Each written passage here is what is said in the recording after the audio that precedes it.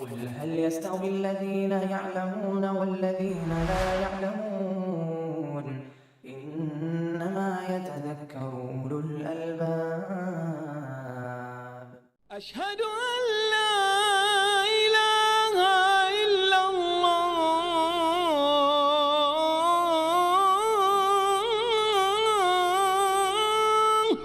بسم الله والحمد لله والصلاة والسلام على رسول الله محمد بن عبد الله وعلى آله وأصحابه ومن اهتدى بهداه. أما بعد، فعن علي رضي الله تعالى عنه قال كان رسول الله صلى الله عليه وسلم يقرئنا القرآن ما لم يكن جنبا، رواه الخمسة، وهذا لفظ الترمذي وحسنه وصححه ابن حبان. باب الغسل وحکم الجنب سے ایک درس ہم نے لیا تھا. آج یہ دوسرا درس ہے اس باب کا، اور انشاءاللہ ہم وقت مقررہ پر اس باب سے آج فارغ ہوں گے. جو حدیث ہمارے پاس ہے اس وقت، جس کی میں نے ابھی قرأت کی، علی بن ابی طالب رضی اللہ عنہ سے مروی ہے. اس کا تعلق ہے کہ جنبی قرآن کی قرأت کر سکتا ہے یا نہیں کر سکتا. حالت جنابت میں آدمی، مرد ہو یا عورت، قرآن مجید پڑھ سکتا ہے یا نہیں پڑھ سکتا. چنانچہ حضرت علی رضی اللہ عنہ سے روایت ہے، انہوں نے کہا کہ رسول اللہ صلی اللہ علیہ وسلم ہمیں قرآن پڑھاتے تھے ما لم یکن جنبا، بشرطے کہ آپ جنبی نہیں ہوتے، آپ کو جنابت لاحق نہیں ہوتا. گویا کہ اگر آپ جنبی ہوتے تو قرآن نہیں پڑھاتے، کیونکہ آپ پر قرآن مجید نازل ہوتا رہتا تھا. تو آپ قرآن کی قرأت تبھی کرتے یا لوگوں کو پڑھ کے سناتے جب آپ حالت جنابت میں نہیں ہوتے. اس کا مطلب یہ کہ جنبی آدمی قرآن نہیں پڑھ سکتا. اس حدیث کو خمسہ نے روایت کیا ہے. امام احمد سمیت سنن اربعہ نے، مسند احمد سمیت سنن اربعہ میں یہ حدیث موجود ہے. سنن ابی داؤد، سنن ترمذی، سنن نسائی اور سنن ابن ماجہ میں. جو الفاظ یہاں بیان کیے گئے ہیں وہ ترمذی کے ہیں، اور امام ترمذی نے اس حدیث کو حسن کہا ہے، جبکہ ابن حبان نے اس کو صحیح کہا. ابو داؤد میں جو حدیث آئی ہے اس کے اندر عبداللہ بن سلمہ المرادی، جن پر کلام ہے، وہ کہتے ہیں کہ میں حضرت علی کے پاس گیا، اور دو شخص اور بھی تھے. ایک تو میرے قبیلے کا تھا، قبیلہ مراد کا، اور دوسرا شخص بنی اسد کا تھا. حضرت علی نے ان دونوں کو کسی مہم پر لگایا، کسی کام پر بھیجا کہ تم دونوں مضبوط ہو جاؤ، یہ کام کر کے آؤ. کوئی کام بتایا ہوگا. اور یہ عبداللہ بن سلمہ المرادی وہیں ٹھہر گئے. پھر حضرت علی وہاں سے اٹھے، بیت الخلاء گئے، وہاں سے نکلے. انہوں نے تھوڑا پانی منگوایا اور ایک چلو پانی سے انہوں نے ہاتھ کو دھویا، پھر قرآن مجید پڑھنے لگے. تو لوگوں نے اس عمل کے اوپر انکار کیا کہ بلا وضو گویا قرآن پڑھ رہے ہیں، بیت الخلاء سے نکلے ہیں، بلا وضو کے قرآن پڑھ رہے ہیں. تو اس وقت حضرت علی رضی اللہ عنہ نے یہ حدیث سنائی کہ رسول اللہ صلی اللہ علیہ وسلم جب بیت الخلاء سے نکلتے تھے تو ہمیں قرآن پڑھایا کرتے تھے، ہمارے ساتھ گوشت کھایا کرتے تھے. وَلَمْ يَكُنْ يَحْجُبُهُ أَوْ يَحْجُزُهُ عَنِ الْقُرْآنِ شَيْءٌ لَيْسَ الْجَنَابَةِ أي غیر الجنابہ او الا الجنابہ، کہ آپ صلی اللہ علیہ وسلم کو کوئی بھی چیز قرآن مجید پڑھنے سے نہیں روکتی تھی سوائے جنابت کے. یہ ابو داؤد کے الفاظ ہیں. بہرحال اس حدیث کی جو ظاہری دلالت ہے وہ یہی کہ حالت جنابت میں آدمی قرآن نہیں پڑھے گا. لیکن اہل علم نے کلام کیا ہے اس کی سند میں عبداللہ بن سلمہ المرادی کی وجہ سے. یہ راوی متکلم فی ہے. بعض اہل علم نے اس کو ثقہ کہا ہے، جبکہ اکثر اہل علم نے ضعیف کہا ہے. معاصر علماء میں سماحت الشیخ عبدالعزیز بن باز نے بھی حافظ ابن حجر رحمۃ اللہ علیہ کے کلام کی تائید کی ہے۔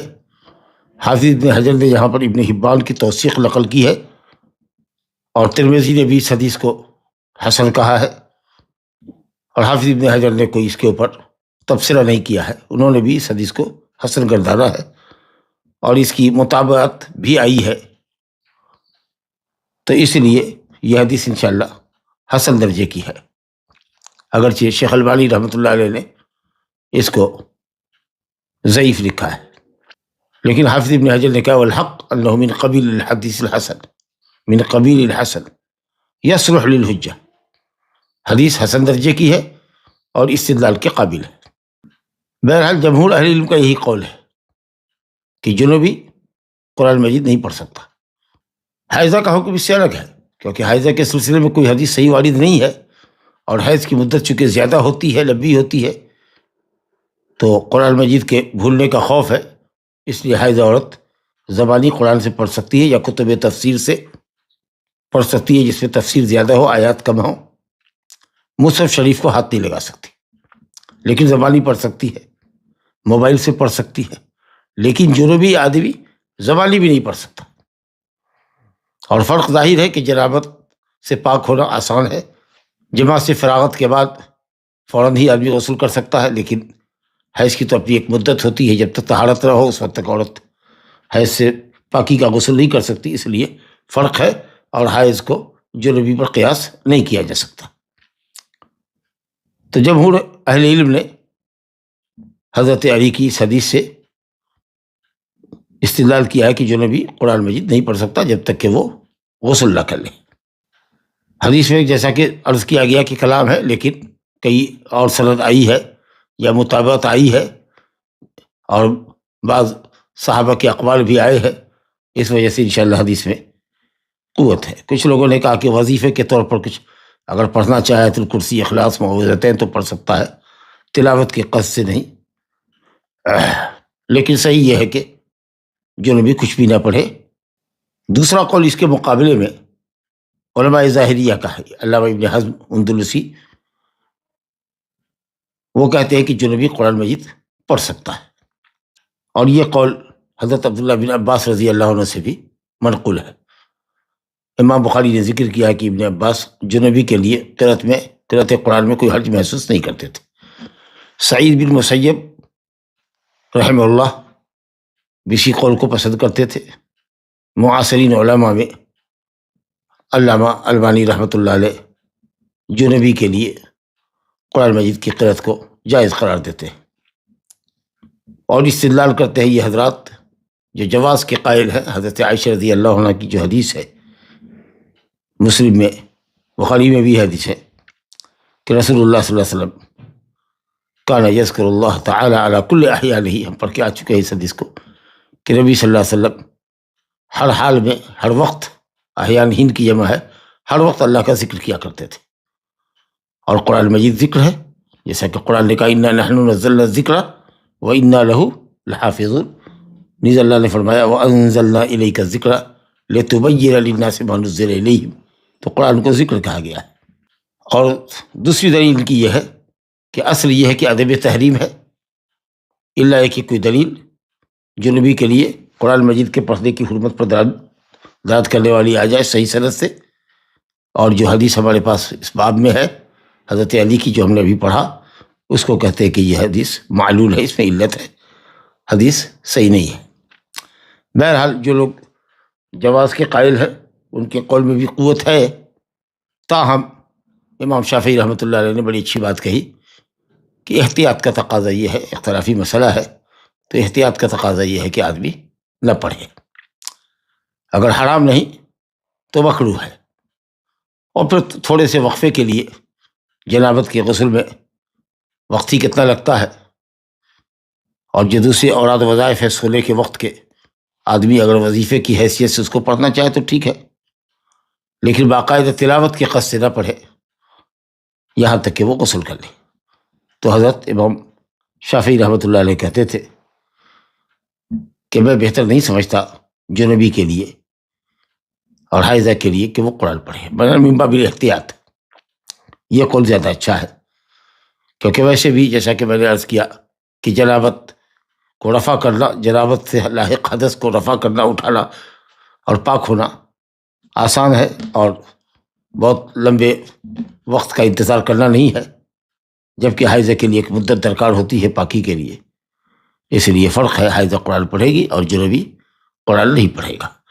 اب جمہور اہل علم تو حرام سمجھتے ہیں جنوبی کے لیے، لیکن چونکہ بہت ممانعت کی جو دلیل ہے وہ بہت اقوی نہیں ہے، اس میں اختلاف ہے، جیسے حضرت علی کی حدیث کے تعلق سے عبداللہ بن سلمہ المرادی کے تعلق سے بات آئی، لیکن بہرحال مکروہ کا جو قول ہے امام شافعی کا، یہ معتدل قول ہے کہ حالت جنابت میں قرآن مجید پڑھنا خلاف اولا ہے، واللہ اعلم۔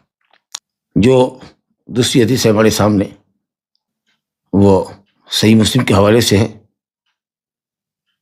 اس کا عنوان یہ ہے کہ آدمی بیوی سے مجامعت کے بعد اگر دوبارہ مجامعت کی طرف پلٹنا چاہتا ہے، دوبارہ مجامعت کرنا چاہتا ہے، چاہے اسی موضوع بیوی سے جس سے اس نے وطی کی ہے، یا اس کی اجازت سے اگر اس کی باری ہے دوسری بیوی کے پاس جانا چاہتا ہے، تو دونوں مجامعتوں کے درمیان چاہے موتوعہ کے پاس لوٹے، پہلی بیوی جو ہے اس کی اسی کے پاس جائے، یا ایک ہی بیوی ہے اس کے پاس دوبارہ پلٹنا چاہتا ہے، یا اگر دوسری بیوی ہے تو اس کے پاس جانا چاہتا ہے تو وضو کر کے جائے۔ ارشاد ہے، حدیث دیکھیے آپ کے سامنے، وعن ابی سعید الخدری رضی اللہ عنہ قال قال رسول اللہ صلی اللہ علیہ وسلم اذا اتى احدكم اهله ثم اراد ان يعود فليتوضأ بينهما وضوءا، رواہ مسلم، زاد الحاکم فإنه انشط للعود۔ حدیث مسلم میں ہے، اور امام حاکم نے ایک لفظ کا اضافہ کیا ہے، وہ یہ ہے کہ فإنه انشط للعود، یعنی وضو کی اس میں علت بتائی گئی کہ دو مجامعتوں کے درمیان وضو کیوں کرنا چاہیے، اس کی علت بتائی گئی۔ اذا اتی احدکم اہلہ، جب تم میں کو کوئی اپنے اہل کے پاس آئے، اہل سے مراد بیوی ہے، اور آنے سے مراد مخصوص آنا ہے، مخصوص غرض سے آنا ہے، یعنی مجامعت کے لیے۔ اذا اتی احدکم اہلہ اے اذا جامع اہلہ، جب تم میں کا کوئی اپنے اہل سے، اپنی بیوی سے مجامعت کرے، ثم اراد ان یعود، پھر وہ پلٹنے کا ارادہ کرے، یعنی دوسری مرتبہ مجامعت کرنا چاہے، تو آپ نے فرمایا فلیتوضأ بینہما وضوءا، دونوں مجامعتوں کے درمیان وضو کر لے۔ فلیتوضأ وضوءا مفعول مطلق ہے، یعنی حقیقی وضو، شرعی وضو، نماز کے طرح جو وضو، نماز کے وضو کی طرح وضو، جس میں کلی ناک میں پانی ڈالنا اور چہرے کو دھونا، دونوں ہاتھوں کو دھونا، سر کا مسا، کان کا مسا اور دونوں پاؤں کا دھونا۔ کچھ لوگوں نے کہا کہ صرف شرمگاہ دھو لے، ہاتھ دھو لے، بس اتنا کافی ہے، لیکن یہ لفظ جو تاکید ہے، وضوءً مصدر جو ہے، یہ فعل جو فلیتوضأ جو ہے اس کی تاکید کے لیے مراد ہے وضو شرعی کرے، مکمل وضو کرے، جیسے کہ وہ نماز کے لیے وضو کرتا ہے، چاروں اعضاء کو دھونا، جیسے 3 اعضاء تو دھونے کے ہیں، چہرہ دونوں، ہاتھ دونوں، پاؤں اور سر کا مسا۔ اور اکثر اہل علم نے کہا کہ صرف شرمگاہ دھو لے تو کافی ہے، مقصود اصل میں یہ ہے کہ نظافت اچھی طرح ہونی چاہیے، فرج کی صفائی ہونی چاہیے۔ لیکن جیسا کہ آپ دیکھ رہے ہیں کہ حدیث فلیتوضأ بینہما وضوءا، بعض روایت میں توضأ واغسل ذکرک ثم نم، حضرت عمر بن خطاب رضی اللہ عنہ کی حدیث ہے صحیحین کے اندر، کہ انہوں نے پوچھا کہ یا رسول اللہ، اگر کسی شخص کو رات میں جنابت لاحق ہو تو کیا حکم ہے؟ تو آپ نے فرمایا توضأ واغسل ذکرک، وضو کرو اور اپنے ذکر کو دھو، پھر سو۔ واو 2 چیزوں یا 2 سے زیادہ چیزوں کو جمع کرتا ہے، ترتیب کا فائدہ نہیں دیتا۔ تو ظاہر ہے کہ ترتیب ہم سمجھتے ہیں کہ پہلے، ہر کوئی سمجھتا ہے کہ پہلے آدمی عضو تناسل کو دھوئے، شرمگاہ کو دھوئے، اس کے بعد وہ وضو کرے، اگرچہ وضو کرنے سے پہلے۔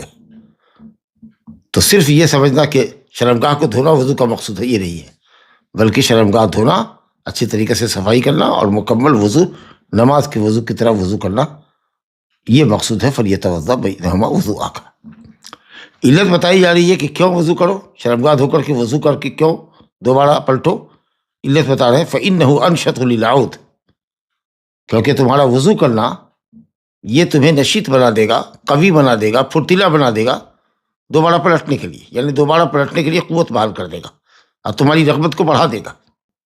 تو جب قوت ہوگی اور رغبت کے ساتھ مجامعت ہوگی تو جسم کے اوپر اس کے اثرات کم مرتب ہوں گے، ورنہ آدمی کو کمزوری لاحق ہوتی ہے۔ اور اس لیے بھی اطباء نے یہ کہا ہے کہ زبردستی مجامعت نہیں کرنی چاہیے جب تک کہ طبیعت کی پوری آمادگی نہ ہو۔ تو وضو کرنے سے جسم کے اندر قوت اور نشاط پھرتی بحال ہو جائے گی، اور پہلی جماع سے جو کمزوری لاحق ہوئی ہے وہ بھی دور ہو جائے گی انشاءاللہ۔ بہرحال تو حدیث سے سمجھ میں یہ آیا کہ اگر کوئی شخص اپنی بیوی سے مجامعت کرے اور پھر دوبارہ مجامعت کے لیے آنا چاہے تو وضو کر لے۔ اب بعض علم نے کہا کہ یہ حکم وجوبی ہے، لیکن جمہور نے اس کو استحباب پر معمول کیا، اور صحیح قول یہ ہے کہ استحباب ہی ہو، کیونکہ اس میں فائدہ وضو کرنے والے کا ہے، دوبارہ مجامعت کے لیے پلٹنے والے کا ہے۔ فَإِنَّهُ أَنشَطُ لِلْعَوْدِ، اس سے استحباب ہے، کیونکہ امام طحاوی نے معانی الاعصار میں ان کی کتاب ہے جس کو طحاوی شریف کہتے ہیں عام زبان میں، اور اس کو حافظ ابن حجر نے بھی نقل کیا فتح الباری میں، اور سند پر سکوت اختیار کیا ہے کہ اما عائشہ رضی اللہ عنہ کہتی کہ نبی صلی اللہ علیہ وسلم مجامعت کرتے تھے پھر دوبارہ پلٹتے تھے اور وضو نہیں کرتے تھے۔ تو یہ حدیث بتاتی ہے کہ فَلْيَتَوَضَّأْ بَيْنَهُمَا وضوءً میں جو امر کا صیغہ ہے کہ دو مجامعتوں کے درمیان ایک وضو کرے، یہ وجوبی حکم نہیں ہے بلکہ یہ استحبابی حکم ہے، اور جیسا کہ علت بتا رہی ہے کہ یہ علت مجامعت کرنے والے کے فائدے سے متعلق رکھتی ہے۔ باقی رہا کہ غسل، تو دونوں طرح کی روایتیں آئی ہے۔ حضرت قتادہ انس سے روایت کرتے ہیں کہ انس بن مالک کہتے ہیں کہ نبی صلی اللہ علیہ وسلم کبھی کبھی رات یا دن کی ایک گھڑی میں، متعینہ گھڑی میں، متعینہ وقت میں اپنی تمام بیویوں کے پاس جایا کرتے تھے، تمام بیویوں پر چکر لگایا کرتے تھے، یعنی عمل خاص کے لیے، مجامعت کے لیے۔ 9 بیویاں تھیں۔ تو قتادہ کہتے کہ میں نے پوچھا انس سے کہ کیا نبی صلی اللہ علیہ وسلم کے اندر اتنی طاقت تھی کہ لگاتار ایک کے بعد ایک کے بعد ایک 9 بیویوں کے پاس ہو لیتے تھے؟ تو کہا میاں ہم لوگ گفتگو کرتے تھے، آپس میں گفتگو کرتے تھے اور یہ سمجھتے کہ نبی صلی اللہ علیہ وسلم کو 30 آدمی کی قوت اللہ نے عطا فرمائی تھی۔ تو نبی کریم صلی اللہ علیہ وسلم نے تمام بیویوں کے ساتھ مجامعت کیا اور ایک مرتبہ غسل کیا آخر میں۔ تو بیچ میں اب وضو کیا کرتے تھے، شرمگاہ دھونا اور وضو کرتے تھے۔ اور خاص کر علم نے کہا کہ جب دوسری بیوی کے پاس جانا ہو تو شرمگاہ کا دھونا ایک دم موقت ہو جاتا ہے، اگر واجب نہیں تو اشد تاکید ہو جاتا ہے، تاکہ ایک عورت کے شرمگاہ کی رطوبت جو مرد کے عضو تناسل میں لگی ہوئی ہے وہ دوسری عورت کے جسم میں بلا دھوئے ہوئے نہ جائے، تاکہ اس سے ہو سکتا ہے کہ انفیکشن وغیرہ لگنے کا اندیشہ ہے، اس لیے بہت اچھی طریقے سے صفائی ستھرائی کر کے جسم کی لوٹے۔ لا الہ الا اللہ۔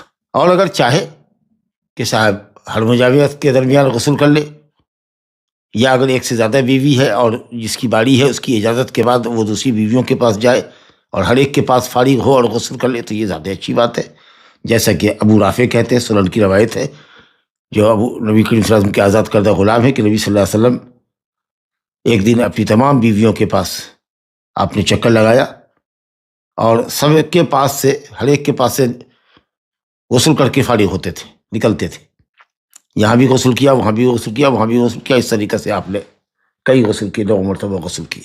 تو میں نے کہا کہ یا رسول اللہ کیوں نہیں ایک مرتبہ غسل، ایک ہی غسل پر اکتفا کرتے، تمام غسلوں کی جگہ پر ایک غسل ہی کر لیتے آپ اخیر میں؟ تو آپ نے فرمایا ھذا ازکا و اطیب و اطہر، یہ زیادہ پاکیزہ عمل ہے، زیادہ صفائی ستھرائی اور پاکیزگی سے اس کا تعلق ہے۔ تو الحمدللہ شریعت میں پوری گنجائش ہے، اگر آدمی چاہے کہ اپنے غسل کو فجر تک کے لیے مؤخر کرے، یا قیام اللیل کے لیے اگر وہ عادی ہے اٹھنے کا، اس وقت تک کے لیے مؤخر کرے، تو الحمدللہ اس میں کوئی حرج نہیں ہے۔ بس یہ ہے کہ عضو تناسل کو دھو کر کے اور باوضو ہو کر کے سوئے۔ یہ حکم بھی وجوبی نہیں ہے، بعض علماء نے کہا کہ وجوبی ہے، امر کے صیغے کے ساتھ ہے، کچھ لوگوں نے کہا کہ صاحب استحبابی ہے، اور کچھ لوگوں نے کہا کہ نہیں، سنت مؤکدہ کی حیثیت ہے، کیونکہ جیسا کہ حضرت عمر سے آپ نے فرمایا کہ توضا واغسل ذکرک، وضو کرو یا وضو کیجئے، اپنے شرمگاہ کو دھوئیے پھر سوئیے۔ لیکن بہتر ہے کہ واجب نہیں ہے، اور نہیں صرف یہ کہ صاحب وہ عام مستحب کے طریقے سے، بلکہ واجب اور مستحب کے درمیان آپ یہ کہہ لیجیے کہ تاکیدی استحباب ہے کہ آدمی اگر سونا چاہے بغیر غسل کے تو شرمگاہ دھو کر نماز کے وضو کی طرح وضو کر لے پھر سوئے۔ چنانچہ دیکھیے یہ باب لے کر آئے ہیں، لیکن اس میں کلام ہے کہ بغیر پانی چھوئے ہوئے، بغیر شرمگاہ دھوئے ہوئے، بغیر وضو کیے ہوئے کیا آدمی سو سکتا ہے؟ جس کے اوپر ابھی گفتگو ہو رہی تھی، دیکھیے سامنے حدیث بھی آ گئی۔ وَلِلْأَرْبَعَةِ عن عائشة رضی اللہ عنہ قالت قال رسول اللہ صلی اللہ علیہ وسلم ينام وهو جنب من غیر ان یمس ماء وهو معلول۔ کہتے ہیں سنن اربع کی حدیث ہے، عائشہ رضی اللہ عنہ سے روایت ہے، اربع نے بیان کیا ہے، کہتی ہیں کہ رسول اللہ صلی اللہ علیہ وسلم سو جاتے تھے درا حالے کہ آپ جنوبی ہوتے تھے، جنابت کی حالت میں آپ سو جاتے تھے، من غیر ان یمس ماء، بغیر پانی چھوئے ہوئے۔ حفاظ نے کہا ہے، خاص کر امام مسلم نے، کہ ابو اسحاق السبیعی نے اس لفظ کو بیان کرنے میں من غیر ان یمس ماء بیان کرنے میں غلطی کی۔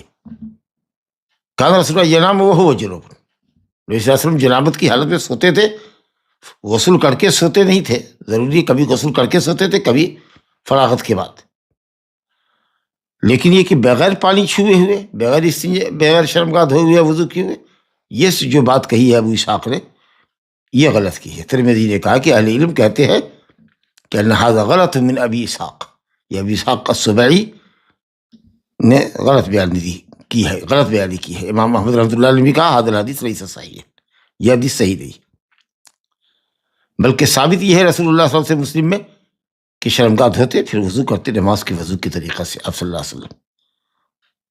اور ابھی ہم نے حضرت عمر کے حوالے سے بھی پڑھا کہ انہوں نے کہا یا رسول اللہ کیا ینام احدنا وهو جنب، کیا ہم میں کا کوئی بحالت جنابت سو سکتا ہے؟ آپ نے کہا نعم اذا توضأ، اور ایک روایت میں نعم لیتوضأ، امر کا صیغہ ہے، یا اذا توضأ شرطیہ جملہ ہے، اسی سے اہل علم میں سے بعض نے وجوب کا استدلال کیا ہے۔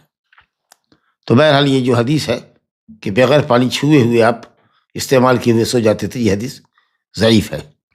بہرحال ظاہریہ علماء اور ابن حبیب مالکیہ ہے، وہ کہتے ہیں کہ وضو کرنا واجب ہے، اور شافعیہ علماء کہتے ہیں یا حنابلہ کہ وضو چھوڑنا مکروہ ہے۔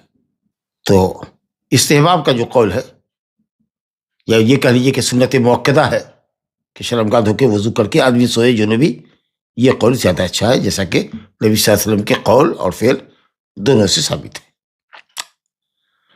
جہاں تک غسل کی بات ہے تو ہم نے پڑھ لیا ہے کہ نبی صلی اللہ علیہ وسلم مجامعت کے بعد بھی غسل کرتے تھے، اور کبھی کبھی یہ ہے کہ صاحب 9 بیوی سے گزر کر اخیر میں آپ غسل کیا کرتے تھے۔ جہاں تک سونے کی بات ہے کہ اگر آپ کو سونا ہوتا تو کیا غسل کر کے سوتے؟ تو عبداللہ بن ابی قیس کہتے ہیں کہ میں نے حضرت عائشہ رضی اللہ عنہ سے دریافت کیا کہ رسول اللہ صلی اللہ علیہ وسلم وتر کب پڑھتے تھے اور کیسے پڑھتے تھے جب جنوبی ہوتے؟ کیا سونے سے پہلے غسل کرتے تھے یا سو جاتے تھے اس کے بعد غسل کرتے تھے؟ مسلم شریف کی روایت ہے۔ اللہ تعالیٰ ازواج مطہرات کو پوری امت کی طرف سے جزائے خیر دے۔ اس طرح کی باتیں جو نبی صلی اللہ علیہ وسلم کے خانگی تعلقات سے، مجامعت اور غسل اور سونے کے تعلق سے جو باتیں تھیں، میاں بیوی کے تعلقات کے تعلق سے، انہوں نے امت کو فائدہ پہنچانے کی غرض سے حیا کو پڑے رکھا اور کہا کل ذالک کان یفعل، نبی صلی اللہ علیہ وسلم کل ذالک قد کان یفعل۔ جو 2 باتیں تم نے کہی کہ کیا سونے سے پہلے غسل کرتے تھے یا سو کر کے اٹھتے تھے جب تہجد کے لیے تب آپ غسل کرتے تھے، دونوں طرح کا عمل کرتے تھے۔ ربما اغتسل فنام، کبھی غسل کر کے سوتے اور کبھی سو کر کے جگتے تو آپ غسل کرتے۔ تو میں نے کہا، عبداللہ بن ابی قیس جو راوی ہے حضرت عائشہ سے روایت کرتے ہیں، انہوں نے کہا الحمدللہ الذی جعل فی الامر سعۃ، تمام تعریف صلی اللہ کے لیے جس سے معاملے میں ہمارے لیے گنجائش رکھی ہے۔ تو کل ملا کر کے بات بلا یہ ہوا کہ اگر غسل کر کے سوتے ہیں تو بھی ٹھیک، اگر غسل کو مؤخر کرتے ہیں اپنے رات کے وظیفے تک، قیام اللیل تک یا فجر کی نماز تک، تو بھی آپ کے لیے جائز ہے، جس میں آپ کو سہولت ہو وہ کر لیجیے۔ لیکن وضو کرنے کا جہاں تک مسئلہ ہے تو یہ اشد استحباب ہے، تاکیدی مستحب ہے کہ آدمی شرمگاہ دھو کر کے اور وہ وضو کر کے سوئے۔ یہ تو ہم نے جنابت کی حالت میں قرآن مجید پڑھنے اور دوبارہ مجامعت کے درمیان وضو کرنے اور سونے کے سے پہلے وضو کر کے سونے کے اور غسل کرنے کے تعلق سے ہم نے معلومات حاصل کی۔ اب جو اس وقت ہمارے سامنے حدیث ہے وہ جنابت کے غسل کا طریقہ ہے۔ جنابت کے غسل کا مسنون اور افضل طریقہ کیا ہے، اس کے لیے یہاں امام ابن حجر رحمۃ اللہ علیہ دو حدیثیں لے کر آئے ہیں۔ دونوں حدیثیں متفق علیہ ہے۔ ایک حضرت عائشہ سے روایت ہے اور دوسری حضرت میمونہ رضی اللہ عنہا سے۔ دونوں حدیث ایک ساتھ پڑھتے ہیں، پھر ہم دیکھیں گے دونوں میں کیا فرق ہے۔ کہتے ہیں وعن عائشہ رضی اللہ عنہا قالت کان رسول اللہ صلی اللہ علیہ وسلم اذا اغتسل من الجنابہ يبدأ فيغسل يديه ثم يفرغ بيمينه على شماله فيغسل فرجه ثم يتوضأ ثم يأخذ الماء فيدخل أصابعه في أصول الشعر ثم حفل على رأسه 3 حفلات ثم أفاض على سائر جسده ثم غسل رجليه متفق عليه واللفظ لمسلم ولهما في حديث ميمونة رضي الله عنها ثم أفرغ على فرجه فغسله بشماله ثم ضرب بها الأرض وفي رواية فمسحها بالتراب وفي آخره ثم أتيته بالمنديل فرده وفيه وجعل ينفض الماء بيده۔ زمانی اختصار کے ساتھ بیان کر دیں کہ طریقہ یہ ہے کہ آدمی جب سو کے جگے، اس زمانے میں تو ٹنکی ہوتی نہیں تھی، یہ نلکی تو ہوتی نہیں تھی کہ لگایا اور پانی سے ہاتھ دھو لیا، تو کسی برتن سے پانی نکالتے، داہنا ہاتھ دھوتے اور پھر داہنے ہاتھ سے چلو میں پانی لیتے، بائیں ہاتھ دھوتے۔ اس طریقہ سے 3 مرتبہ ہاتھ دھو لیتے، جیسا کہ سونے والے کے لیے جب سو کر کے جب جگے تو اس کے لیے سنت ہے کہ وہ دونوں ہاتھ کا 3 مرتبہ دھوئے۔ معلوم نہیں کہ اس کا ہاتھ جسم کے کس کس حصے پر گزرا ہے، حدیث پڑھ کے آ چکے ہیں۔ اس کے بعد نبی صلی اللہ علیہ وسلم داہنے ہاتھ سے شرمگاہ پر پانی بہاتے اور بائیں ہاتھ سے شرمگاہ کو دھوتے، صاف کرتے، اور پھر اس کے بعد جب شرمگاہ دھو چکے تو باقاعدہ نماز کے وضو کے طریقے سے وضو کرتے تھے۔ اور پھر اس کے بعد کہتے ہیں کہ جب وضو کر لیتے تو دونوں ہاتھ کو گیلا کر کے، انگلیوں کو کشادہ کر کے بال کی جڑوں کو نرم کرتے، گیلی کرتے، بال کی جڑوں کو گیلا کرتے تاکہ بال کی جڑیں نرم ہو جائے اور چمڑے کی حساسیت بھی ختم ہو جائے، کیونکہ یک بارگی اگر پانی چہرے ایسے بال پہ ڈالتے ہیں تو آدمی کے بدن میں لرزہ ہو جاتا ہے اور شاید نقصان بھی پہنچ سکتا ہے۔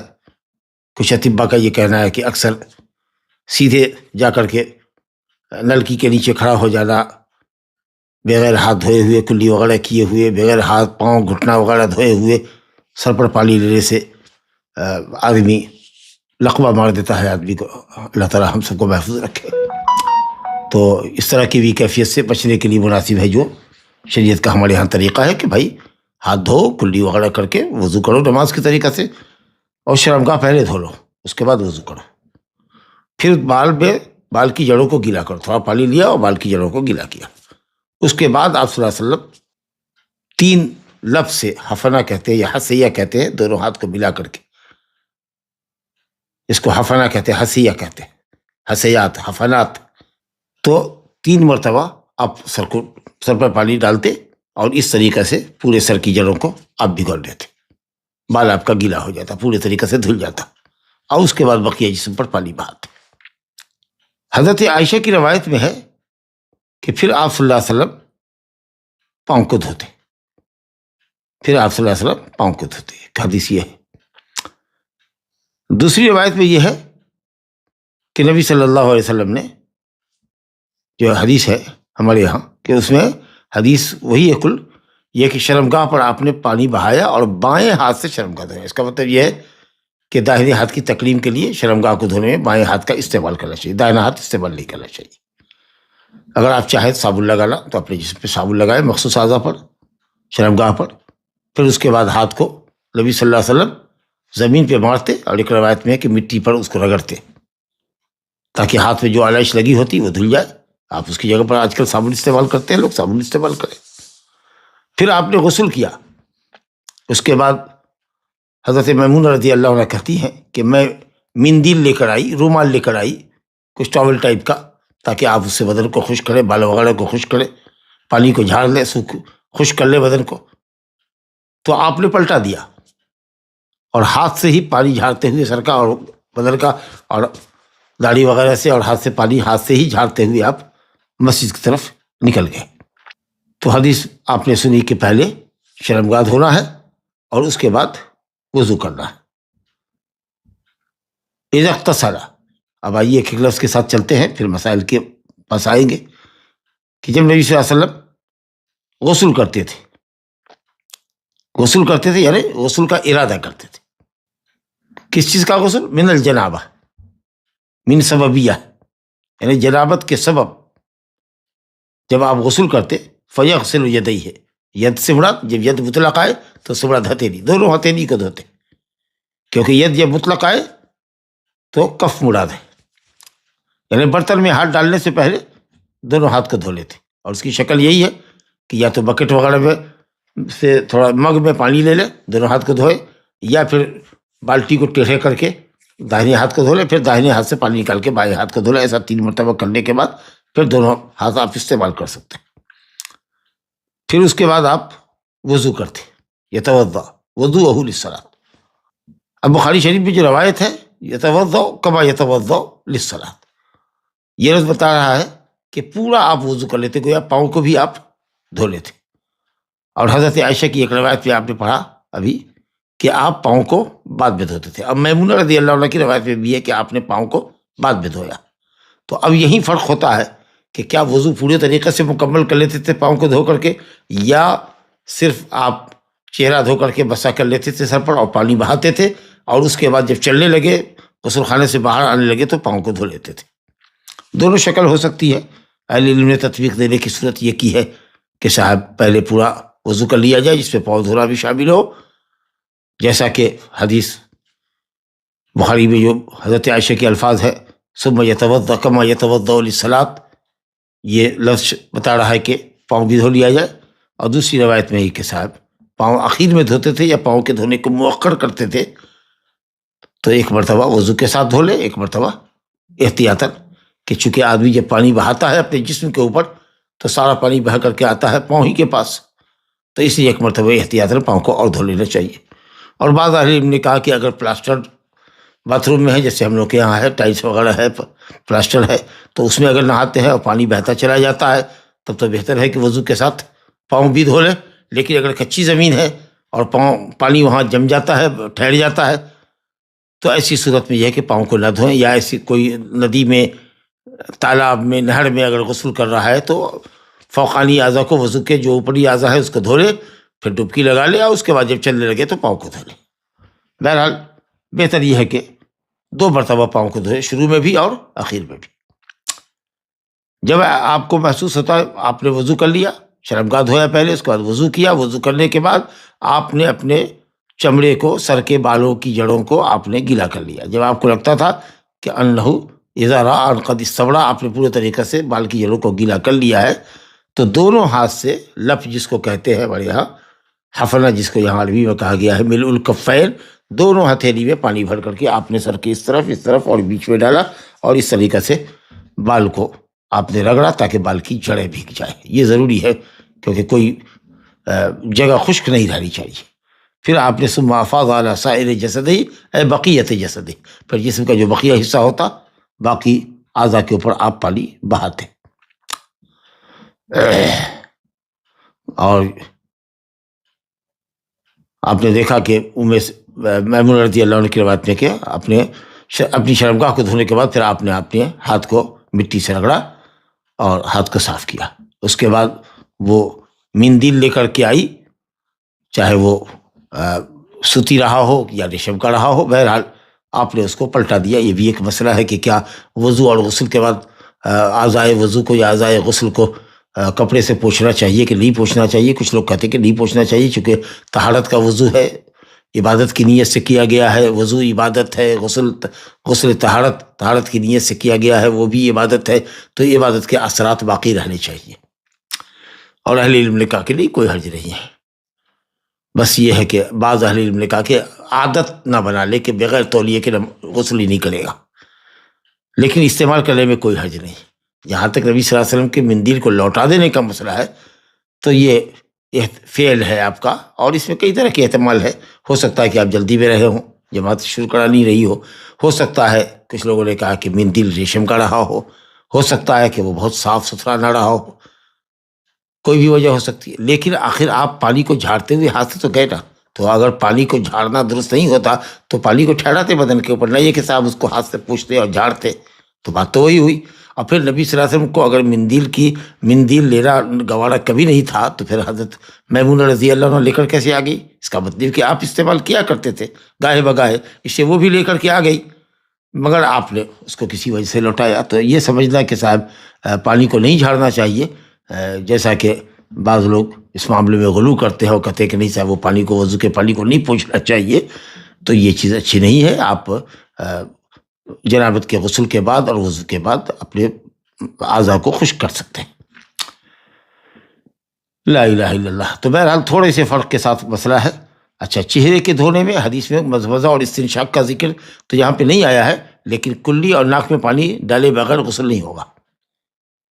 اگرچہ مالکیہ اور شافعیہ کے نزدیک سنت ہے، جیسے وضو میں سنت ہے غسل میں بھی، لیکن یہاں حنفیہ کہتے ہیں کہ ضروری ہے، واجب ہے کلی کرنا، ناک میں پانی ڈالنا، جبکہ حنابلہ کے یہاں وضو ہو کہ غسل ہو، دونوں جگہ بغیر کلی اور ناک میں پانی ڈالے ہوئے نہ وضو ہوگا نہ غسل ہوگا۔ یہ کہتے ہیں کہ قرآن نے کہا ہے، حنفیہ کہتے ہیں وَإِن كُنتُمْ جُنُبًا فَاطَّهَّرُوا، اطَّهَّرَ يَطَّهَّرُ، تشدید کے ساتھ ہے، مبالغہ کا معنی دیتا ہے، خوب اچھی طریقہ سے پاکی حاصل کرو، جس میں کلی کرنا اور ناک میں پانی ڈالنا بھی ہے۔ جی، اور یہ جو حدیث ہے ثم يتوضأ كما يتوضأ للصلاة، تو یہ لفظ بھی بتا رہا ہے کہ اس میں کلی کرنا، ناک میں پانی داخل کرنا ہے، کیونکہ آپ وضو فرمایا کرتے تھے جیسے کہ نماز کے طریقہ سے وضو کرتے ہیں۔ جی، اور الحمدللہ بخاری شریف میں میمونہ کی جو روایت ہے اس کے اندر ایک لفظ ہے ثم تمضمض واستنشق ثم غسل وجهه، آپ نے کلی کیا، ناک میں پانی ڈالا، پھر اپنے چہرے کو دھویا۔ الحمدللہ یہاں تو بالکل واضح ہو گیا۔ تو مسئلہ صرف یہ ہے کہ واجب ہے یا استحباب، تو واجب تو حنابلہ کے یہاں ہر جگہ ہے، وضو میں بھی، غسل جنابت میں بھی، حیضہ کے لیے غسل حیض میں بھی۔ حنفیہ حضرات اور مالکیہ شافعیہ وضو میں کلی اور ناک میں پانی ڈالنے کو مستحب قرار دیتے ہیں، سنت، لیکن حنفیہ یہاں غسل جنابت میں واجب کرتے ہیں، جبکہ صحیح یہ ہے کہ ہر جگہ یہ واجب ہے۔ اچھا صاحب، حدیث میں ہے کہ ثم افاض علی سائر جسدی، پھر جسم کے بقیہ حصے پر آپ نے پانی بہایا۔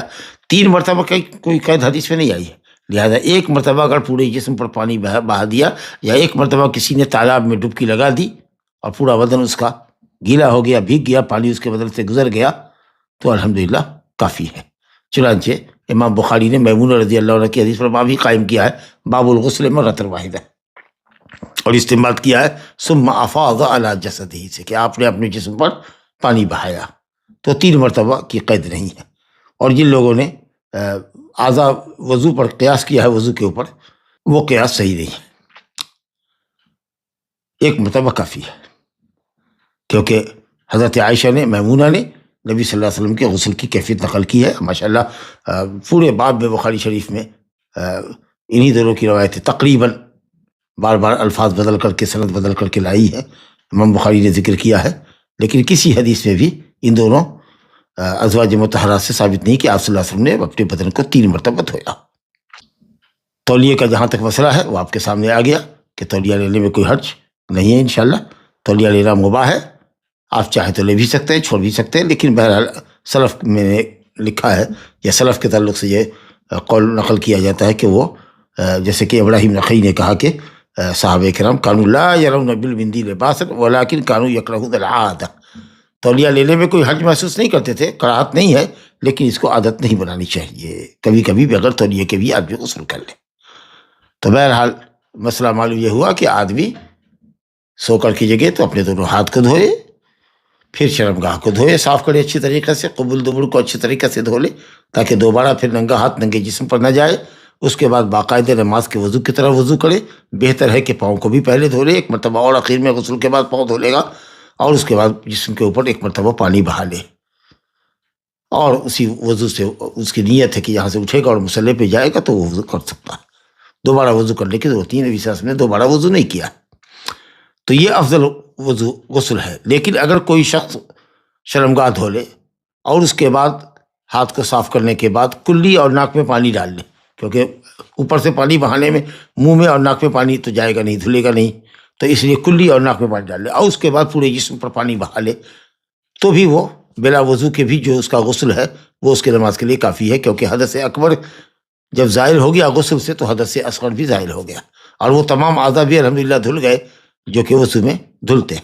تو اس لیے یہ کہا جا سکتا ہے کہ مسنون غسل تو وہ ہے جو ابھی آپ کے سامنے آیا، لیکن اگر آدمی کلی اور ناک میں پانی ڈال دے اور پھر پورے بدن پر پانی بہا لے تو چونکہ پورا جسم اس کا گیلا ہو گیا ہے، اس لیے طہارت اس کی مکمل ہو جائے گی اور اس وضو سے اس غسل سے وہ نماز پڑھ سکتا ہے بغیر وضو کیے ہوئے۔ لا الہ الا اللہ۔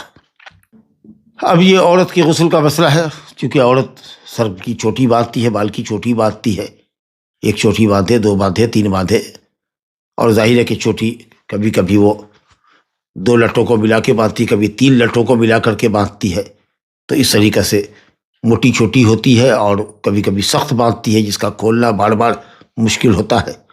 تو کیا عورتوں کے غسل جنابت کے لیے بال کھولنا ضروری ہوگا یا صرف یہ ہے کہ بال کی جڑوں کو بھگانا کافی ہوگا؟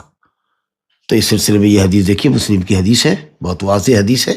عن ام سلمۃ رضی اللہ عنہا قالت قلت یا رسول اللہ انی امرأۃ اشد شعر راسی افانقضه لغسل الجنابہ وفی روایت والحیضہ فقال لا انما یکفیک ان تحثی علی رأسک 3 حثیات رواہ مسلم۔ حضرت ام سلمہ رضی اللہ عنہا روایت کرتی ہیں کہ میں نے کہا یا رسول اللہ، میں ایک ایسی عورت ہوں کہ میں اپنے سر کے بال کو مضبوط باندھتی ہوں۔ مسلم شریف میں شعر راسی نہیں ہے بلکہ ظفرہ راسی ہے کہ میں اپنے سر کی چوٹی مضبوط باندھتی ہوں۔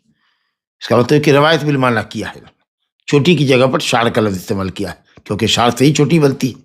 میرا لفظ جو مسلم میں ہے وہ اشد ظفرہ راسی، میں اپنے سر کی چوٹی مضبوط باندھتی ہوں۔ تو کیا میں غسل جنابت کے لیے اس کو کھولوں؟ اور ایک روایت میں ہے مسلم میں کہ حیض کے غسل کے لیے کھولوں۔ حالانکہ اکثر جو روایتیں آئی ہے ام سلمہ سے جس سے بھی روایت کی ہے وہ ایک سند ہے سفیان ابن عیینہ سے، اور ایک سند میں ہے سفیان ثوری سے۔ تو سفیان ثوری سے روایت کرنے والا صرف سنگل پرسن ایک عبدالرزاق ہے، اس نے والحیضہ کا ذکر کیا ہے۔ باقی سفیان ثوری سے دوسرے لوگوں نے جو روایت کی ہے انہوں نے، اور سفیان ابن عیینہ سے جن لوگوں نے روایت کی ہے انہوں نے، کسی نے بھی حیضہ کا لفظ ذکر نہیں کیا۔ تو اس لیے علامہ ابن القیم رحمۃ اللہ علیہ اور دوسرے علماء نے کہا ہے کہ صاحب یہ جو لفظ ہے والحیضہ کا یہ ثابت نہیں، صرف غسل جنابت کے لیے انہوں نے ذکر کیا ہے۔ اور ظاہر ہے کہ جس طریقے سے جنابت کا غسل فرض ہے طہارت کے لیے، اسی طریقے سے حیض کا بھی غسل فرض ہے طہارت کے لیے، تو دونوں کا حکم ایک ہی ہے، غسل حیض ہو یا غسل جنابت ہو۔ عورت کے لیے سر کی چوٹی کا کھولنا کیا بھی ضروری نہیں ہے، اگر کھول کے غسل کرتی ہے اس کی مرضی، ورنہ وہ اگر 3 لپ پانی سے اپنے بال کی جڑوں کو گیلا کر دے، لمبے لٹکتے ہوئے بال کا بھی دھونا ضروری نہیں ہے، بال کی جڑیں گیلی ہو جائیں، اور پھر جو بال پر اگر پانی گرتا ہے تو چوٹی کو ایسے نچوڑ لے، لیکن بال کی جڑیں خشک نہیں رہنی چاہیے۔ تو بہرحال حدیث دیکھیے، کہا یا رسول اللہ میں اپنے بال کی چوٹی مضبوط باندھتی ہوں تو کیا غسل جنابت کے لیے کھولوں؟ اور ایک روایت میں حیض کے لیے غسل کروں، جس کا آپ نے تذکرہ سنا کہ یہ لفظ ثابت نہیں ہے، تو آپ نے فرمایا نہیں، بال کو کھول کر کے غسل کرنے کی ضرورت نہیں ہے، چوٹی کھولنے کی کیا بھی ضرورت نہیں۔ انما یکفی کے، تم کو صرف اتنا کافی ہے کہ تم اپنے سر پر 3 لپ پانی ڈالو، حسیا حفنا اسی کو کہتے ہیں، دونوں ہاتھ ملا کر کے پانی لو، اس طرف ڈالا، پھر بال کو ذرا سا اس پر حرکت دی تاکہ اس کی جڑیں بھیگ جائے، پھر اس طرف اٹھایا، پھر بیچ سر کے اوپر ڈالا، کچھ پیچھے کی طرف ہاتھ لے کر کے تاکہ بال کی جڑیں ساری بھیگ جائے۔ تو کہا کہ تمہارے لیے 3 لپ پانی کافی ہے، پھر اس کے بعد اپنے جسم کے اوپر پانی بہاؤ، پاک ہو جاؤ گے۔ تو حدیث سے معلوم یہ ہوا کہ عورت کے لیے غسل جنابت کے لیے اور غسل جنابت پر ہی معاملہ حیض کا بھی قیاس کیجیے، اگرچہ یہ لفظ ثابت نہیں ہے یہاں۔ عورت کے اوپر سر کی چوٹی کھولنا ضروری نہیں ہے، کیونکہ یہ پرمشقت عمل ہے۔ غسل حیض کے سلسلے میں جمہور نے بھی یہی کہا ہے جو غسل جنابت کے تعلق سے۔ ایک قول امام احمد کے مسلک میں مشہور یہ ہے کہ صاحب حیض کے غسل کے لیے بال کو دھونا چاہیے کھول کر کے باقاعدہ، اور اس کی وجہ یہ کہتے ہیں کہ صاحب چونکہ حیض کا غسل ایک مرتبہ مہینے میں ہوتا ہے اور کئی دن تک وہ ماہواری سے گزرتی ہے، اس لیے طبیعت کے اندر جو پراگندگی رہتی ہے اس کی وجہ سے بال کو دھو کر کے اس میں صفائی ستھرائی کے ساتھ اگر کرے تو یہ اچھا رہتا ہے۔ یہ قول ظاہریہ کا بھی ہے اور بعض مالکیہ نے بھی اس کو پسند کیا ہے۔ امام ابن القیم رحمۃ اللہ علیہ نے بھی اس مسئلے کو اختیار کیا کہ حیض کے غسل کے لیے وہ کھولے، اور اس کی فرق کی جو وجہ ہے وہ یہی ہے کہ صاحب یہ نہیں کہ دلیل موجود ہے، بلکہ یہی کہ صاحب چونکہ مہینے میں ایک مرتبہ ہے، اور غسل جنابت کا مسئلہ ہے کہ ایک دن میں ایک سے زیادہ مرتبہ بھی ہو سکتا ہے۔ مرد اگر اپنی بیوی کے پاس آئے اور بار بار 3 یا 4 مرتبہ مثال کے طور پر اگر غسل کی نوبت آتی ہے اور ہر مرتبہ عورت بال کو دھوئے اور پھر اس کو خشک کرے اور اس میں کنگھی کرے اور اس کی چوٹی باندھے تو یہ پرمشقت عمل ہے، اس کا اچھا خاصا وقت اس پہ لگ جائے گا۔ تو اس لیے کہا کہ صاحب ٹھیک ہے، جنابت کا مسئلہ دوسرا ہے کہ وہ ایک سے زیادہ مرتبہ بھی اس کو غسل کی نوبت آ سکتی ہے، لیکن غسل ہے تو مہینے میں ایک مرتبہ ہوتا ہے، اسی لیے وہ اپنا سر کھول کر کے کنگھی کرے اور دھوئے۔ اور شاید دلیل پکڑتے ہیں وہی حضرت عائشہ رضی اللہ عنہ جو حج میں جا رہی تھی تو مقام شریف پر جا کر کے حائضہ ہوئی تو رونے لگی، کہا کہ اسے رونے کی کیا بات ہے، یہ تو عورتوں کے مقدر اللہ نے کیا ہے اس کو، پرواہ کی ضرورت نہیں ہے، مت پرواہ کرو اور اپنے بال کو کھول لو، اور بعض روایت میں ہے کہ غسل کر لو اور کنگھی کر لو۔ اور آپ نے فرمایا کہ اس کے اوپر عمرے کی جو نیت سے آئی ہے اس پر حج کی نیت کا اضافہ کر دو، گویا کہ حج قران کی نیت کر لو، میں تمہاری طرف سے قربانی کر دوں گا۔ اور اسی وجہ سے جب وہ 10 کو فارغ ہوئیں تو کعبہ کا طواف کیا، انہوں نے صفا مروہ کی سعی کی، اور آپ صلی اللہ علیہ وسلم نے فرمایا کہ انما طوافوں کے و سعیوں کے یکفی لحج کے و عمرت کے جمیعہ، یہ آج کا تمہارا طواف 10 تاریخ کا طواف زیارت اور صفا مروہ کی سعی جو 7 چکر کی ایک سعی کہہ لیجیے یا 7 چکر کے طواف کو ایک طواف کہہ لیجیے، یہ ایک طواف اور ایک سعی تمہارے حج عمرہ دونوں کے لیے کافی ہوگی۔ لیکن پھر وہ 13 کا دن گزار کے 14ویں کی رات کو جو وادی محسن میں آپ نے رات گزاری تھی کہ صبح فجر کے بعد یہاں سے نکلنا ہے مکہ کے لیے، اس رات میں انہوں نے ضد کیا کہ نہیں وہ ایک عمرہ الگ سے بھی کریں گی، تو آپ نے ان کے بھائی عبد الرحمن سے کہا کہ ان کو مقام تنعیم لے جاؤ اور نیت کرا کر کے ان کو عمرہ کرا کے لیا، اور آپ نے فرما دیا کہ فجر کی نماز میں ہماری ملاقات ہو جانی چاہیے کیونکہ فجر کے بعد ہمیں نکلنا ہے یہاں سے۔ بہرحال تو اس موقع پر آپ نے یہ کہا کہ عمرہ چھوڑ دے، سر کو کھول لے اور کنگھی کر لے۔ اب بعض روایت میں ہے کہ سر کو دھو لے۔ ارے بابا تو یہ تو حیض سے پاکی کا غسل نہیں تھا نا۔ اب جو لوگ استدلال کرتے ہیں وہ یہ کہیں گے کہ جب ایسے ہی نظافت کے لیے غسل تھا تو آپ نے بال کھلوا دیا تو یہ تو طہارت کا غسل ہے، بدل جو اولا کھلوانا چاہیے۔ جو دوسرے لوگ کہتے ہیں کہ نہیں وہ تو ایسی نظافت کا غسل تھا، ہم کو وہ حدیث دکھائیے کہ اس میں طہارت کے لیے آپ نے یہ شرط لگائی ہو کہ جب تک عورت حیض سے غسل کرنے والی عورت اس وقت تک پاک نہیں ہوگی جب تک کہ وہ بال کو کھول کر کے باقاعدہ نہ کرے، غسل نہ کرے، تو ایسی کوئی دلیل نہیں ہے۔ بہرحال راجح قول انشاءاللہ یہی ہے کہ صاحب حیض کا غسل ہو یا جنابت کا، سر کی چوٹی کا کھولنا عورت کے لیے ضروری ہے، صرف 3 لب پانی کافی ہے، لیکن شرط یہی ہے کہ تمام بال کی جڑ بھیگ جانی چاہیے۔ آگے دیکھیے حدیث ہے، ان عائشہ رضی اللہ عنہا قالت قال رسول اللہ صلی اللہ علیہ وسلم انی لا احل المسجد لحائض ولا جنب، رواہ ابو داؤد وصححہ ابن خزیمہ۔ ابو داؤد اور ابن خزیمہ میں یہ روایت ہے، حضرت عائشہ رضی اللہ عنہ سے روایت ہے، کہتی ہیں کہ رسول اللہ صلی اللہ علیہ وسلم نے فرمایا میں مسجد کو حائضہ کے لیے اور جنوبی کے لیے حلال نہیں کرتا۔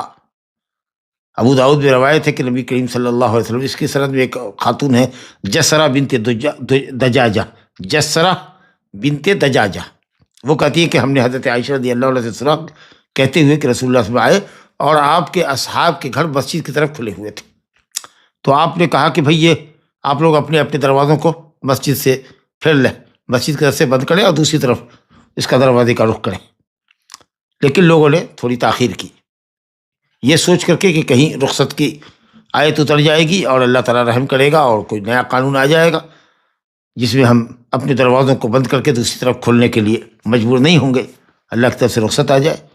پھر آپ کچھ دیر کے بعد نکلے، آپ نے کہا کہ ابھی تک آپ لوگوں نے دروازے کا رخ نہیں پھیرا، اور اسی وقت آپ نے کہا انی لا احل المسجد لحائض ولا جنوب، حائضہ کے لیے اور جنوبی کے لیے میں مسجد کو حلال نہیں کرتا۔ آپ دیکھ رہے ہیں کہ اس حدیث کو امام ابو داؤد نے روایت کیا، کوئی ریمارک نہیں کیا۔ امام ابو داؤد کا اصول یہ ہے کہ وہ کہتے ہیں جس حدیث پر میں خاموشی اختیار کروں وہ حسن درجے کی حدیث ہوگی۔ تو علی العموم یہی اہل علم کہتے ہیں کہ اس معیار پر وہ اترے ہیں، لیکن کبھی کبھی ایسا ہے کہ سکوت بھی اختیار کیا ہے لیکن حدیث ضعیف ہے اہل علم کی تحقیق کے مطابق۔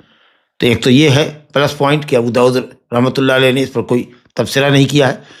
دوسرے یہ کہ امام الائمہ ابن خزیمہ رحمۃ اللہ علیہ نے اس حدیث کو صحیح کہا ہے، اور حافظ ابن حجر نے بھی سکوت فرمایا ہے۔ اس کا مطلب یہ ہے کہ حافظ ابن حجر بھی ابن خزیمہ کی تصحیح کو قبول کر رہے ہیں، اور علامہ ابن القطان نے اور امام زیلعی محدث نے بھی اور امام شوکانی نے بھی اس حدیث کو صحیح قرار دیا ہے۔ ابن قطان نے حسن کہا ہے، شوکانی نے صحیح کہا ہے، اور امام الاثر شیخ عبدالعزیز بن باز نے بھی کہا کہ سند جید ہے اور قابل استدلال ہے۔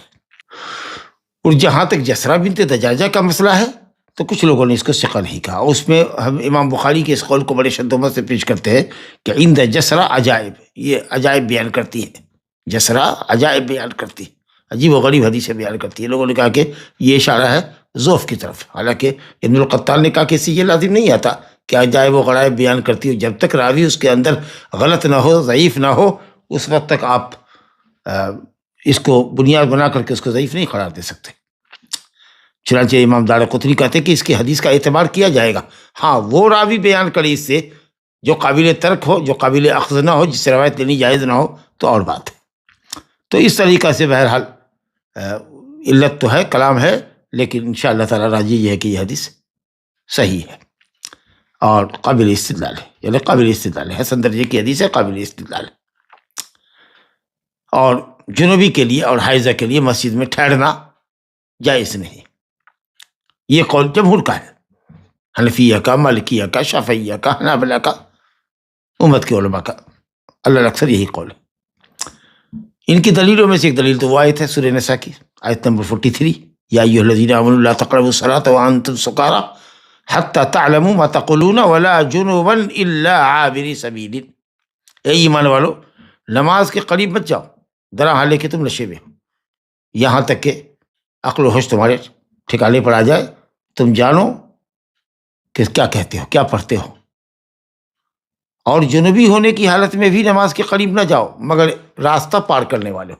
اب یہی لفظ بتائے گا الا عابر سے، مگر راستہ عبور کرنے والے ہو، مسجد سے ہو کر راستہ تمہارا جاتا ہو، گزرتے ہو تم، تو اور بات ہے۔ اس کا مطلب کیا ہوا کہ نماز سے مراد نماز پڑھنا نہیں ہے، نماز سے قریب ہونا نہیں ہے، بلکہ مکان الصلاۃ، نماز کی جگہ یعنی مسجد سے قریب ہونے سے اللہ نے منع کیا کہ حالت نشہ میں اور حالت جنابت میں مسجد میں نہیں جا سکتے ہو، نماز تو پڑھ ہی کا نہیں۔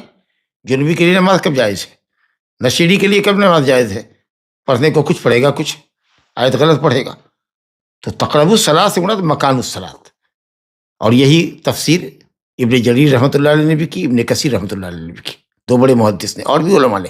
امام ابن تیمیہ بھی نے کہا رحمہ اللہ نے کہ جنوبی کے لیے نماز سے بھی دوری ہے اور اس کو مکان الصلاۃ مسجد سے بھی دوری ہے۔ تو صحیح قول یہ ہے کہ ولا تقربوا الصلاۃ سے مراد نماز کے قریب نہ جاؤ، اور یہ معنی راجح ہے اس لیے کہ الا عابر سبیل، ظاہر ہے کہ نماز میں راستے کا عبور کرنے کا کیا مطلب ہے؟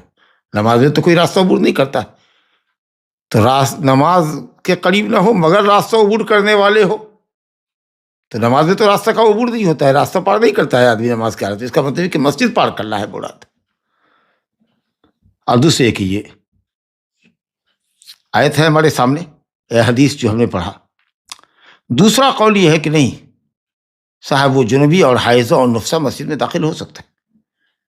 کئی مرتبہ سوال آتا ہے، اور اہل علم میں ابن حزم اندلسی رحمۃ اللہ علیہ جو ظاہری علماء ہیں کے امام ہیں، اور ابن المنذر ہیں، اور علامہ مزنی شافعی ہیں، اور اسی طریقہ سے دور جدید کے محدث العصر امام البانی رحمۃ اللہ علیہ ہیں۔ یہ حضرات جنوبی کے لیے مسجد کے لیے، حائضہ کے لیے مسجد میں بیٹھنا، واضح بیان سننا حالت حیض میں کہتے ہیں کہ جائز ہے، مسجد میں جائز ہے۔ ممانعت کی دلیل کہتے ہیں کہ یہ حدیث جو ہے اس کے اندر جسرہ بنت ججاجہ کو ٹارگٹ کیا ہے کہ اس کی وجہ سے یہ حدیث معلول ہے، کمزور ہے، جیسا کہ ابھی آپ نے سنا. اور دوسری ایک دلیل یہ دیتے ہیں جس سے مجھے بھی تھوڑی سی میرا بھی جو محدود ہماری جو سمجھ ہے، قلیل سمجھ، وہ کہہ رہی ہے کہ استدلال فی محل ہی نہیں ہے. شیخ البانی رحمۃ اللہ علیہ اور دوسرے علماء یہ کہتے ہیں کہ صاحب جب حضرت عائشہ حائضہ ہو گئی مقام شریف میں، تو آپ صلی اللہ علیہ وسلم نے ان کو کہا کہ یہ تو اللہ تعالیٰ نے مقدر کیا عورتوں کے، پھر ہونے کی کیا بات ہے، بال کھول لو، کنگھی کر لو، اور روایت میں کہ غسل کر کے کنگھی کر لو. اور یہ کہا افعلی ما یفعل الحاج، سارے وہ کام کرو جو حاجی کرتا ہے، غیر اللہ تطوفی بالبیت، صرف کعبہ کا طواف نہ کرو.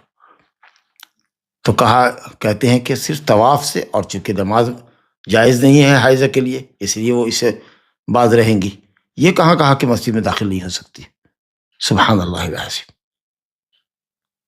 یہ تو نہیں کہا آپ نے کہ مسجد میں نہیں داخل ہو، تو مسجد میں داخل کیوں ہوں گی جب طواف ہی نہیں کر سکتی ہیں؟ تو جب طواف ہی نہیں کر سکتی ہیں اس کا مطلب یہ ہے کہ ان کے لیے مسجد کا داخلہ منع.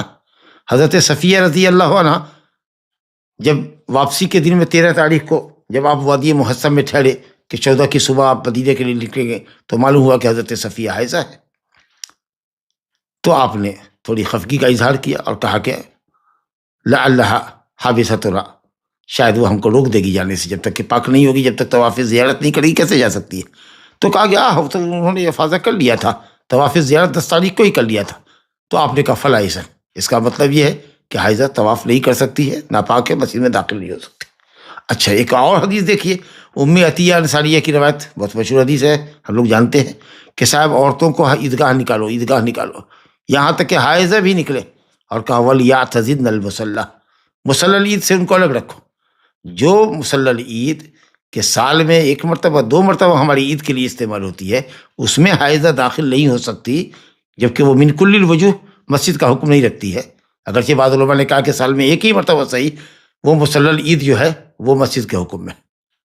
اگر مسجد کے حکم میں نہیں بھی ہے تو نبی صلی اللہ علیہ وسلم فرما رہے ہیں کہ وہاں نہیں داخل ہوگی، ان کو مصلی العید سے ہٹا کے رکھو. تو مسجد میں تو بدل جاؤ نا، وہ نہیں داخل ہو سکتی. بہرحال جو صحیح قول ہے وہ یہی کہ صاحب جائز نہیں ہے حائضہ کے لیے اور نفسا کے لیے یا جنبی مرد اور عورت کے لیے کہ وہ مسجد میں بیٹھے. ہاں، راستہ عبور کر سکتی، جیسا کہ خود دلیل ہے، مسلم میں، بخاری میں بھی روایت ہے کہ نبی صلی اللہ علیہ وسلم نے کہا عائشہ رضی اللہ عنہ سے، ناولینی الخمرۃ من المسجد، چھوٹی چٹائی مسجد سے دو. اب یہ اختلاف ہے کہ آپ نے کہا مسجد سے یا یہ کہا عائشہ کو کہ مسجد سے لا کے دو.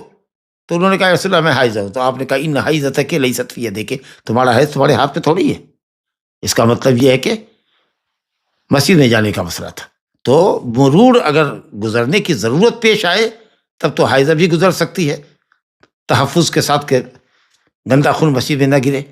اور جنوبی بھی راستہ گزر سکتا، راستہ عبور کر سکتا اگر مسجد سے گزرنے کی نوبت ہے تو عند الحاجہ.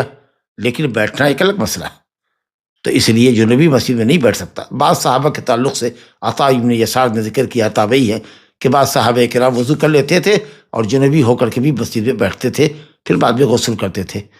تو بعض صحابہ کے آثار ایسے ملتے ہیں.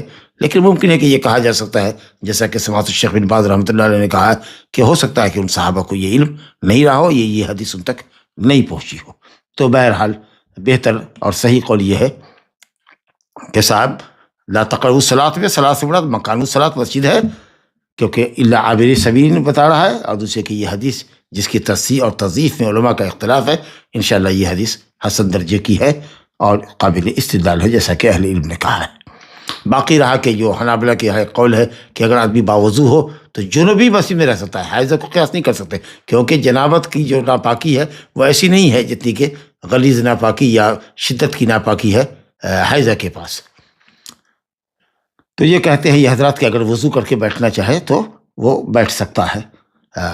یا کوئی شخص اگر مسجد میں سوتا ہے، جیسے اصحاب صفہ سوتے تھے، یا غریب الدیار آدمی اگر مسجد میں سوتا ہے اور اگر اس کو احتلام ہو جائے، تو پھر احتلام ہو جائے تو جیسے ہی اس کی آنکھ کھلے گی، نیند سے بیدار ہوگا، وہ مسجد سے باہر آوے. اس سے یہ کہا استدلال ہے کہ صاحب جگہ ہوا ہو اور وہ بیٹھا ہوا ہو تو سو سکتا ہے آدمی مسجد میں، جس کا گھر نہیں ہے یا پردیسی ہے. اور وہ اگر جنوبی ہوتا ہے، احتلام ہوتا ہے اس کو، تو پھر وہ باہر نکلے. سمجھا کہ یہ نہیں ہے کہ صاحب اگر مسجد سے باہر آئے تو تیمم کر کے نکلے کم سے کم، جیسا کہ بعض لوگ شرط لگاتے ہیں، اس کی بھی ضرورت نہیں ہے. اور اس سے یہ بھی استدلال نہیں کیا جا سکتا ہے کہ جنوبی بحالت جنابت وضو کر کے یعنی ہلکا کچھ کر کے جنابت کی ناپاکی کو تھوڑا وضو کرنے سے ہلکا کر لے، جیسے کہ سونے والا آدمی جنوبی شرمگاہ دھو کے وضو کر کے تھوڑا سا ہلکا ہو کر کے ناپاکی کو تھوڑی ہلکی کر کے سوتا ہے. تو اس طریقے سے بھی کچھ لوگوں نے اس سے استدلال کیا، یہ قول صحیح نہیں ہے. تو آپ وضو اور تیمم کر کے بھی جنوبی مرد یا عورت مسجد میں نہیں بیٹھ سکتے. اور جو حکم جنوبی کا ہے وہی حکم حائضہ کا ہے کہ مسجد میں وہ بیٹھ نہیں سکتی. ہاں اگر گزرنے کی ضرورت ہے تو گزر سکتی. آئیے ایک حدیث اور دیکھتے ہیں. حضرت عائشہ رضی اللہ عنہ سے روایت ہے، کہتی کہ کنت اغتسل انا ورسول اللہ صلی اللہ علیہ وسلم من اناء واحد تختلف ایدینا فیہ من الجنابہ متفق علیہ. زاد ابن حبان وتلتقی. حضرت عائشہ رضی اللہ عنہ کہتی کہ میں اور رسول اللہ صلی اللہ علیہ وسلم، کنت اغتسل انا ورسول اللہ صلی اللہ علیہ وسلم. انا ضمیر منفصل ہے اور اغتسل میں جو انا مستتر ضمیر ہے اس کے اوپر عطف کیا ہے. میں غسل کرتی تھی اور رسول اللہ صلی اللہ علیہ وسلم غسل کیا کرتے تھے. من اناء واحد، ایک ہی برتن سے، دونوں طرف دو بیٹھ جاتے، پیچھے برتن ہے اس میں پانی ہے. تختلف ایدینا فیہ، اس برتن میں ہمارا ہاتھ. اچھا یہ غسل کا کیسا تھا؟ من الجنابہ، جنابت کے سبب، یعنی جنابت کا غسل ہوتا تھا پاکی کے لیے. اور ہمارے ہاتھ مختلف ہوتے، یعنی آپ پہلے لیتے پھر ہم لیتے پھر ہم پہلے لیتے تو آپ لیتے، یعنی باری باری سے. تختلف، اختلاف کا مطلب یہ کہ ادلا بدلی، ایک کے بعد ایک لیتے. اور کبھی کبھی ایسا ہوتا کہ تلتقی، ہمارے ہاتھ آپس میں ٹکرا جاتے، مل جاتے. تو اس طریقے سے اگر آدمی جو بھی مرد عورت غسل کرے یا جس سے پانی کا چھینٹا اگر اس بکیٹ میں یا کسی پاٹ میں جس میں پانی ہے غسل کرنے کے لیے، اگر اس میں دونوں کا بدن کا چھینٹا گرتا ہے تو اس سے پانی پر کوئی فرق نہیں پڑتا ہے. اور یہ بھی سمجھ میں آیا کہ میاں بیوی ایک ساتھ غسل کر سکتے ہیں. یہ بات پہلے بھی شاید آ چکی ہے اور یہ کہیں نہ کہیں وہ محبت کی دلیل ہے، علامت ہے. اور یہ کہ اس سے یہ ہوا کہ دونوں ایک دوسرے کے جسم کو غسل کی حالت میں دیکھ بھی سکتے ہیں. اور ویسے بھی عورت مرد ایک دوسرے کے لیے پورے طور پر حلال ہے، تو اس لیے جسم کو دیکھا جا سکتا ہے، شرمگاہ دیکھی جا سکتی ہے ایک دوسرے کی، جو غسل کی حالت میں ہو یا خاص موقع پر ہو. تو اس طریقے سے جب کپڑا گیلا ہو جاتا تھا تو ظاہر ہے کہ بدن نظر آتا رہا ہو، تو اس سے یہ مسئلہ معلوم ہوا کہ جنوبی مرد عورت ایک ساتھ غسل کر سکتے ہیں. حیض کا غسل کر سکتی ہے عورت، جنوبی جنابت کا غسل کر سکتا ہے، کوئی حرج کی بات نہیں. اور شاید یہ آخری حدیث ہو اس باب کی جس کے اندر یہ کہ غسل جنابت کرنے والے کو چاہیے کہ اہتمام کرے کوئی جسم کا حصہ خشک نہ رہے، بال کی جڑ خشک نہ رہے. لیکن جو حدیث لائے ہیں وہ حدیث ضعیف ہے. ابو ہریرہ رضی اللہ عنہ سے روایت ہے، نبی ہریرہ قال قال رسول اللہ صلی اللہ علیہ وسلم ان تحت كل شعرة جنابہ فاغسلوا الشعر وانقوا البشر. رواه ابو داود والترمذی وضعفاه ولاحمد عن عائشة نحوه وفيه راو مجهول. ابو ہریرہ رضی اللہ عنہ سے روایت ہے، انہوں نے کہا کہ رسول اللہ نے فرمایا ہر بال کی جڑ میں، ہر بال کے نیچے جنابت ہے، یعنی جنابت کا اثر ہے، یعنی ناپاکی ہے ہر بال کی جڑ میں، مرد ہو یا عورت. لہذا بال کو اچھی طرح دھو، چمڑے کو رگڑ رگڑ کے صاف کرو. امام ابو داؤد نے حدیث بیان کی ہے، ترمذی نے، اور دونوں نے ضعیف کہا. اور بنیاد اس کی جو ہے وہ حارث بن وجیح ہے. حارث بن وجیح نام کا آدمی امام ابو داؤد نے کہا کہ ضعیف راوی ہے اور اس کی حدیث منکر ہوتی ہے. تو اس حدیث کو اہل علم نے حارث بن وجیح کی وجہ سے یہ ضعیف کہا ہے. اور اس شخص کی کتب ستہ میں، صحیحین اور کتب کے اندر، سنن اربعہ کے اندر اس حدیث کے علاوہ کوئی روایت حارث بن وجیح سے آئی بھی نہیں. سمجھا کہ نہیں. امام بخاری رحمۃ اللہ علیہ سے اہل علم نے نقل کیا ہے کہ صاحب اس کی حدیث میں بعض حدیثیں منکر ہے، یعنی منکر موضوع کے مقابلے میں کہ قریب قریب ہوتی. امام ابن یحییٰ بن معین نے کہا کہ آدمی کچھ بھی نہیں، فالتو ہے، لیس بشیء، اس کی کوئی حیثیت نہیں. تو بہرحال ائمہ حدیث نے، امام بخاری نے، ابو داؤد نے، یحییٰ بن معین وغیرہ نے حدیث کو صحیح نہیں کہا. لیکن اس سب کے باوجود بھی حدیث معنوی اعتبار سے صحیح ہے، معنوی اعتبار سے صحیح ہے. سند تو ٹھیک نہیں ہے، لیکن جنابت کا غسل اور پورے طریقے سے بدن کو دھونا، خاص کے مقامین کو جو چھپے چھپے اعضاء ہے، انڈر آرمز ہے، یا اسی طریقے سے دونوں ران کے درمیان اور شرمگاہ کے درمیان کا جو حصہ ہے وہ، اور اسی طریقے سے بال کی جو جڑیں ہیں، داڑھی وغیرہ کی جو جڑیں ہیں، وہ سب بال کو بھگانا ہے، کیونکہ قرآن نے کہا وَإِن كُنتُمْ جُنُوبًا فَطَّهَّرُوا. اطہر یطہر، بہت اچھی طریقے سے پاکی حاصل کرو. الا یہ کہ اگر ہاتھ کے اوپر بینڈیج بندھا ہوا ہے، پلاسٹر لگا ہوا ہے ہاتھ اور پاؤں میں، اوپر سے اگر پانی گرا دینا ممکن ہو تو ٹھیک ہے، ورنہ پھر پانی سے اس کو مسح کر لیں. اور اگر وہ بھی نہیں کر سکتے، کھلا ہوا زخم ہے، اس کے اوپر پانی سے ہاتھ کو جھاڑ کر کے مسح بھی نہیں کر سکتے، چلیے اس کو ہٹا کے رکھیے. باقی گھر میں کسی کے تعاون سے غسل جنابت کا کر لیا جائے پورے طریقے سے. اور اس حصے پر چونکہ آپ نے مسح بھی نہیں کیا، ہاتھ سے گزارا بھی نہیں اس کو، اس کیفیت اس پوزیشن میں بھی آپ کا زخم نہیں ہے کہ اس کے اوپر سے آپ ہاتھ گزارے، تو اس کے لیے آپ کو الگ سے تیمم بھی کرنا پڑے گا. ھذا وباللہ التوفیق وصلی اللہ وسلم وبارک علی نبینا محمد وآلہ وصحبہ اجمعین. بال بندے ہو اور عورت غسل لیتے وقت یہ محسوس کرے کہ 3 بار ہاتھ میں پانی لے کر سر کی جڑ کو، بال کی جڑوں کو کچا کرنے سے کچا نہیں ہوئے تو اور 2-3 مرتبہ پانی لے سکتے ہیں کیا؟ اور پانی لے سکتی ہے، اور پانی لے سکتی ہے، مگر وہم میں مبتلا نہ ہو. اگر 3 لفظ اس کے بال کی جڑیں تو بھیگ ہی جانی چاہیے، لیکن اگر اس کو لگتا ہے کہ نہیں ہے تو پھر وہ تھوڑا پانی اور بال کی جڑ میں ڈال سکتی ہے. مسئلہ سر کی چوٹی کا ہے کہ وہ کھولنا ضروری نہیں ہے، لٹکتے ہوئے بالوں کا دھونا ضروری نہیں ہے، بال کی جڑوں کا بھیگانا ضروری ہے. اسکل جو ہے سر کا جو چمڑا ہے وہ دھلنا چاہیے.